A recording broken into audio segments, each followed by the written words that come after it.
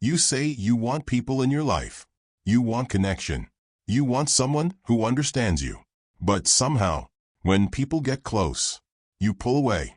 Not dramatically, not obviously, just enough to create distance. And the confusing part is, you don't even realize you're doing it. So let me ask you something. Why does closeness feel uncomfortable, even when it's exactly what you want? The answer isn't simple, because it's not about other people. It's about what closeness triggers inside you.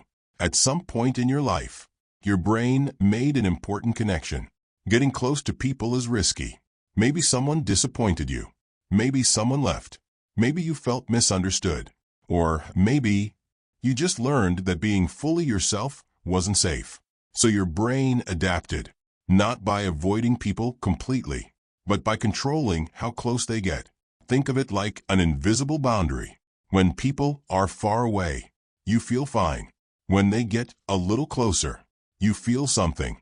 And when they get too close, something inside you pulls back. And this is where it gets subtle, because you don't say, "I'm afraid of connection." Instead, it shows up as losing interest, suddenly overthinking small things, focusing on their flaws, feeling like something is off. But the real problem isn't them. It's the feeling inside you that you don't fully trust. Your brain is trying to protect you, because closeness means exposure. And exposure means they can see you, not just the good parts, but the uncertain parts, the insecure parts, the parts you're still figuring out. And that feels dangerous, not because something bad will happen, but because something might. And your brain doesn't like might. It prefers control. So instead of waiting to get hurt, it creates distance first. Not loudly, but quietly. You take longer to reply. You stop sharing as much. You become a little colder. And over time, the connection fades. And when it does, it feels like confirmation. See? People don't stay. But that's not the full truth. Because part of the distance came from you. And this is where it gets uncomfortable. Not because you're doing something wrong, but because you're doing something automatic. Your brain is following an old pattern. A pattern that says, if I don't get too close, I won't get hurt. And it works, but it also keeps you alone. So what do you do with this? You don't force yourself to suddenly trust people. That won't work, because trust isn't something you decide. It's something your brain learns. The first step is awareness. Notice when you start pulling away. That moment when you feel slightly uncomfortably unsure, distant. That's not random. That's your pattern activating. The second step is understanding the feeling.